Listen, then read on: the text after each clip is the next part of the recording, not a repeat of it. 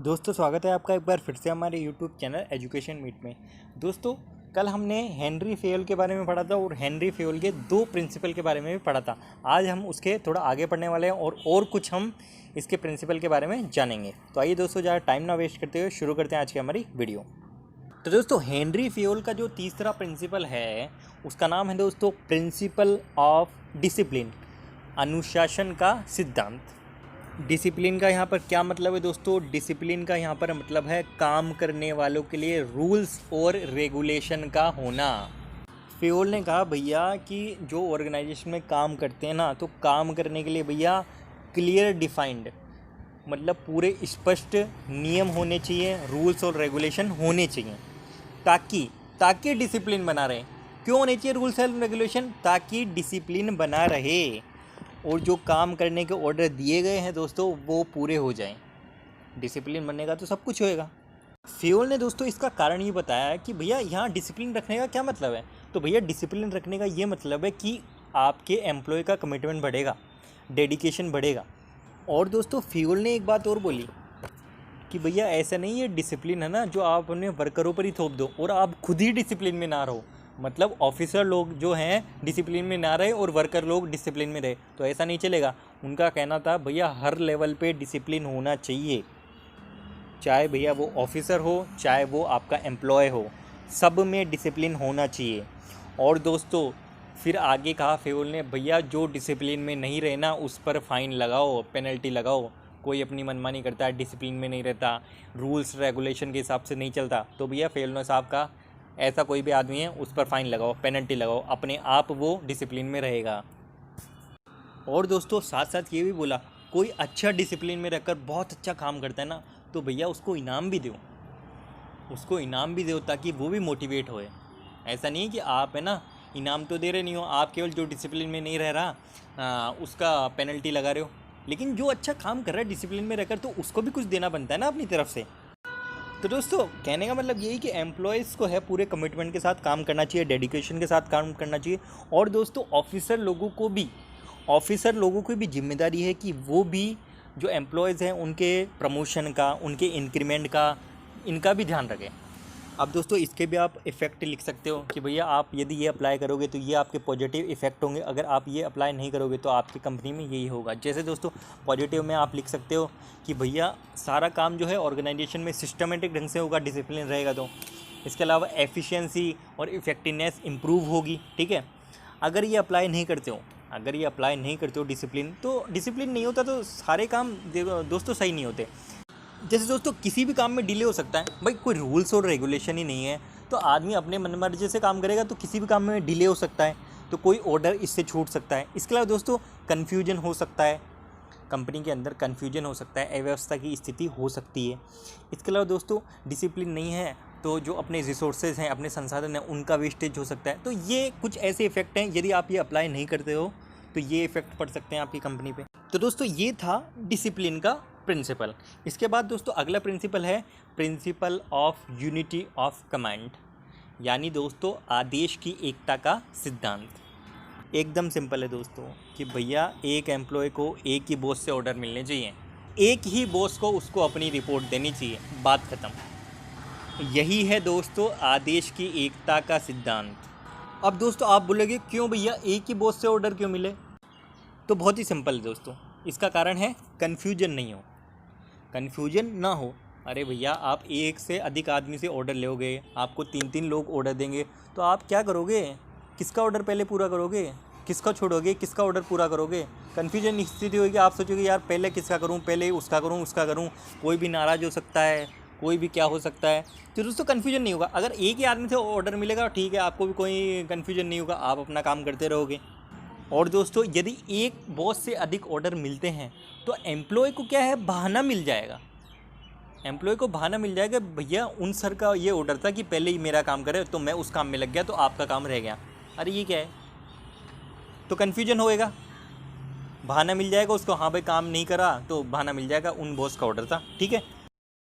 तो भैया एक ही बॉस से ऑर्डर मिलने चाहिए एम्प्लॉयज़ को और उसी बॉस को उसको रिपोर्ट देनी चाहिए।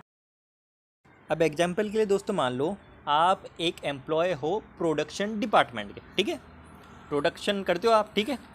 तो आपके प्रोडक्शन डिपार्टमेंट ने बोला कि भैया क्वालिटी मेंटेन करके चलना है अपने को, आगे से शिकायतें आ रही है कि क्वालिटी मेंटेन करके चलना है, अच्छी क्वालिटी का माल पैदा करना है, इसलिए क्या है आप थोड़ा प्रोडक्शन स्लो कर दो जिससे क्या क्वालिटी मेंटेन रहे। भाई जल्दी का काम शैतान का काम, अच्छा काम भी नहीं होगा जल्दी करोगे, तो भैया स्लो कर दो, ठीक है। तो ये ऑर्डर आया किससे? प्रोडक्शन के मैनेजर से, ठीक है साहब। अब दोस्तों सेल्स मैनेजर आता है मेरे पास और मुझे आकर बोलता है भैया ऑर्डर बहुत सारे हैं इसलिए प्रोडक्शन तेज़ कर दो, बहुत सारे पेंडिंग ऑर्डर्स पड़े हैं और भी नए ऑर्डर आए हैं अभी, तो बहुत सारे ऑर्डर्स पड़े हैं इसलिए भैया प्रोडक्शन तेज़ कर दो, मुझे इतनी क्वांटिटी चाहिए भैया ताकि मैं ऑर्डर पूरा कर पाऊँ। अब 2 ऑर्डर आ गए, पहला बोलता है बोले भैया स्लो कर, दूसरा बोलता है फास्ट कर, तो आदमी कन्फ्यूजन, काम तमाम, क्या करूं, तेज़ करूं कि फास्ट करूं? तो इसलिए भैया ये प्रिंसिपल ऐसे बोलता है कि एक ही बॉस से ऑर्डर मिलने चाहिए, 2 से नहीं। अच्छा दोस्तों यहाँ पर एक बात और है, अगर एक से अधिक बॉस होंगे, समझ लो 3 बॉस है, आपने दूसरे वाले बॉस का काम पूरा कर दिया, तो क्या है दोस्तों वो जो बाकी के 2 बॉस है ना उनका ईगो हट हो जाएगा, होएगा कि नहीं? उनका ईगो हट कि वाह उनका काम कर रहा है और हमारा काम नहीं कर रहा, तो ऐसी कंडीशन ही काहे को पैदा होए, ऐसी कंडीशन ही क्यों पैदा हो? तो इसलिए दोस्तों इसके पॉजिटिव इफ़ेक्ट में आप क्या लिखोगे कि भैया एक तो कन्फ्यूजन नहीं रहेगा, अगर ये आप अप्लाई करोगे कि एम्प्लॉय के मन में कन्फ्यूजन नहीं रहेगा, इसके अलावा कोई भी ईगो हट नहीं होगा किसी का, ठीक है। और एक से ऑर्डर मिलेंगे तो काम क्या है टाइम पर भी पूरा होगा, मतलब उसकी प्रभावशीलता इफ़ेक्टिवनेस बढ़ेगी। और जो इसके नेगेटिव इफ़ेक्ट होंगे दोस्तों उसमें आप उल्टा लिख देना, सिंपल सी बात है। इसके बाद दोस्तों इनका अगला प्रिंसिपल आता है यूनिटी ऑफ डायरेक्शन, निर्देशन की एकता का सिद्धांत। तो आदेश की एकता दोस्तों बोलती है कि एक ही बॉस, और दोस्तों निर्देशन की एकता क्या बोलती है? एक ही डायरेक्शन, सिंपल सी बात। वहाँ पर दोस्तों एक ही बॉस होना चाहिए एक एम्प्लॉय का, यहाँ पर दोस्तों बोलता है कि एक कंपनी में जितने भी डिपार्टमेंट हैं, जितने भी डिवीज़न हैं, जितने भी एम्प्लॉयज़ हैं, सबका एक ही डायरेक्शन होना चाहिए। कौन सा? कॉमन गोल होना चाहिए जो कि कंपनी का लक्ष्य है, कंपनी का ऑब्जेक्टिव है। और इसके लिए ये बोलते हैं 1 head and 1 plan for 1 objective, कि भैया एक उद्देश्य के लिए एक ही आदमी हेड होना चाहिए और एक ही प्लान होना चाहिए, सिंपल सी बात है। जैसे दोस्तों एक एप्पल है तो आप उसके 4 टुकड़े कर देते हैं, तो वो अलग अलग हो जाए, वो एक एप्पल नहीं होता, फिर उसके टुकड़े हो चुके होते हैं, ठीक है। अगर उन चारों टुकड़ों को आप वापस मिला दोगे तो वो क्या बन जाएगा? एक एप्पल बन जाएगा। इसी तरह दोस्तों एक कंपनी है, एक कंपनी क्या है? एक कंपनी भी एप्पल की जैसे कटी हुई होती है, जैसे एप्पल को हमने 4 भागों में काटा, तो इसी तरह दोस्तों कंपनी भी तो बढ़ती है। कंपनी को आप अलग अलग डिपार्टमेंट में बांट देते हैं कि भैया प्रोडक्शन का ये है, सेल्स का ये है, मार्केटिंग का ये है, परचेज का ये है, ठीक है। तो आपने समझ लो ऐसे काट दिया। तो यहाँ पर ये कहना चाहता है कि भैया सारे जो डिपार्टमेंट में काम करने वाले एम्प्लॉयज़ हैं, ऑर्गेनाइजेशन में जितने भी मेंबर हैं, सबको एक ही डायरेक्शन दो जो कि कंपनी का गोल है। अच्छा दोस्तों ये कैसे पूरा होगा? जबकि दोस्तों हर डिपार्टमेंट खुद का लक्ष्य पूरा कर लेगा, सिंपल सी बात है।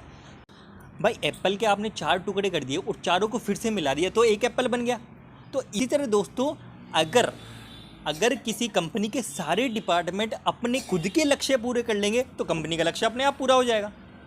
खुद के लक्ष्य यदि पूरे कर लेंगे तो अब कंपनी का लक्ष्य अपने आप ही पूरा होगा। दोस्तों कंपनी किससे मिलकर बनी है? कंपनी तो डिपार्टमेंट से मिलकर बनी है। कंपनी अकेली थोड़ी है, एक ही चीज़ थोड़ी है, बहुत सारे डिपार्टमेंट हैं, बहुत सारे डिवीज़न हैं, और फिर कंपनी का यहाँ पर एक लक्ष्य आ जाता है कि भैया ये है, जैसे कि प्रॉफिट कमाना।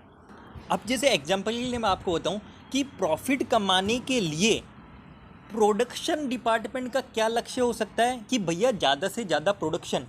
मेन लक्ष्य वही रहा ना कि भैया ज़्यादा से ज़्यादा प्रॉफिट, क्योंकि ज़्यादा से ज़्यादा प्रोडक्शन करेगा तो ज़्यादा से ज़्यादा सेल होगी, और ज़्यादा से ज़्यादा सेल होगी तो ज़्यादा से ज़्यादा प्रॉफिट मिलेगा।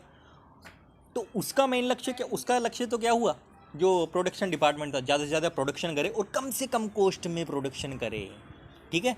इसी तरह दोस्तों यदि परचेज का लो तो भैया कम से कम पैसे में ज़्यादा से ज़्यादा माल परचेज करें, मतलब कम से कम कॉस्ट में ज़्यादा से ज़्यादा माल परचेज कर लें, जिससे कंपनी को प्रॉफिट हो। कंपनी का प्रॉफिट बढ़ेगा कि नहीं, कंपनी को प्रॉफिट होगा कि नहीं। तो मेन लक्ष्य वही रहा, सेल्स का है तो ज़्यादा से ज़्यादा सेल हो, तो ज़्यादा से ज़्यादा सेल होगी तो डेफिनेटली क्या होगा कि ज़्यादा से ज़्यादा प्रॉफिट भी होगा। तो सबके इंडिविजुअल लक्ष्य होंगे, मतलब हर डिपार्टमेंट का अपना लक्ष्य होगा, और अगर वो अपने लक्ष्य पूरे करेंगे तो कहीं ना कहीं कंपनी का भी तो लक्ष्य पूरा हो जाएगा कि ज़्यादा प्रॉफिट अर्न करने का। तो कहने का मतलब ये है कि सभी मेंबर्स का डायरेक्शन एक ही होना चाहिए कि कंपनी का क्या लक्ष्य है, कंपनी का क्या गोल है। और इससे दोस्तों कोऑर्डिनेशन भी बढ़ेगी डिपार्टमेंट्स के बीच में। अब दोस्तों मान लो कि एक कंपनी एक प्रोडक्ट ना बनाते हुए दो प्रोडक्ट करती है, जैसे दोस्तों कार भी बना रही है और बाइक भी बना रही है।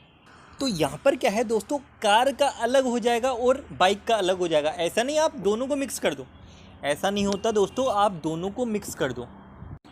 मतलब दोस्तों कार के लिए अलग प्लान होगा, अलग हेड होगा, ठीक है, अलग उसके कर्मचारी होंगे जो केवल उसी में ध्यान देंगे। ऐसा नहीं बाइक की तरफ ध्यान नहीं है। इस तरह बाइक का एक अलग डिपार्टमेंट होगा, अलग हेड होगा और अलग उनका प्लान होगा, ठीक है। अब दोस्तों आपके मन में थोड़ा सा कन्फ्यूजन होगा कि भैया ये यूनिटी ऑफ कमांड और यूनिटी ऑफ डायरेक्शन, मतलब आदेश की एकता और निर्देश की एकता में यदि अंतर पूछें तो हम सर अंतर क्या बताएंगे। तो भैया देखो सिंपल सा, पहला जैसा कि मैंने बताया, पहला तो क्या है यूनिटी ऑफ कमांड, यानी आदेश की एकता में तो क्या है, बोले भैया किसी भी वर्कर को एक ही बॉस से ऑर्डर मिलने चाहिए, बस ख़त्म बात। और दोस्तों डायरेक्शन क्या बोलती है कि भैया एक उद्देश्य के लिए एक ही प्लान और एक ही हेड। दूसरा यदि बात की जाए यदि उद्देश्य क्या क्या है इनका, तो दोस्तों जो आदेश की एकता का उद्देश्य है कि भैया कन्फ्यूजन नहीं होए और दोस्तों आदमी बहाना ना बना सके, एम्प्लॉय जो है बहाना ना बना सके, मतलब रेस्पॉन्सिबिलिटी अपनी पूरी करे। इसके अलावा दोस्तों डायरेक्शन के सिद्धांत का क्या उद्देश्य है कि भैया जो भी एफर्ट है ना एम्प्लॉयज़ के, वो एक ही डायरेक्शन में जाने चाहिए। कौन से डायरेक्शन में, जो कंपनी का मोटिव है, जो कंपनी का गोल है, लक्ष्य है। और दोस्तों रिजल्ट की यदि बात की जाए तो यूनिटी ऑफ कमांड का रिजल्ट क्या पड़ता है कि भैया सिस्टमेटिक ढंग से इसमें काम होता है और एफिशिएंसी भी इम्प्रूव होती है आदमी की जब वो सिस्टमेटिक ढंग से काम करता है, और इफ़ेक्टिवनेस भी इम्प्रूव होती है। जबकि दोस्तों एक ही डायरेक्शन मिलता है सभी लोगों को, तो दोस्तों सब में क्या है, कोऑर्डिनेशन बढ़ता है। और दोस्तों कोऑर्डिनेशन बढ़ता है तो दोस्तों जो हमारे संगठन का जो लक्ष्य है, गोल है, वो भी हमें प्राप्त होता है। तो उम्मीद करता हूँ दोस्तों आपको ये तीनों प्रिंसिपल समझ में आए होंगे। ढंग से समझाएं दोस्तों, एक बार में समझ में नहीं आए तो 2 बार देखें, लेकिन दोस्तों ढंग से समझोगे तो समझ में आ जाएंगे। ऐसा बात नहीं है, रटना नहीं दोस्तों, रटना नहीं है, समझना है। फिर भी दोस्तों कोई कन्फ्यूजन की स्थिति हो, कोई चीज़ समझ में नहीं आया तो आप कमेंट बॉक्स में लिखिए। तो आज के वीडियो में दोस्तों बस इतना ही। वीडियो यदि पसंद आए तो वीडियो को लाइक करें, चैनल को सब्सक्राइब करें और शेयर भी करें। धन्यवाद।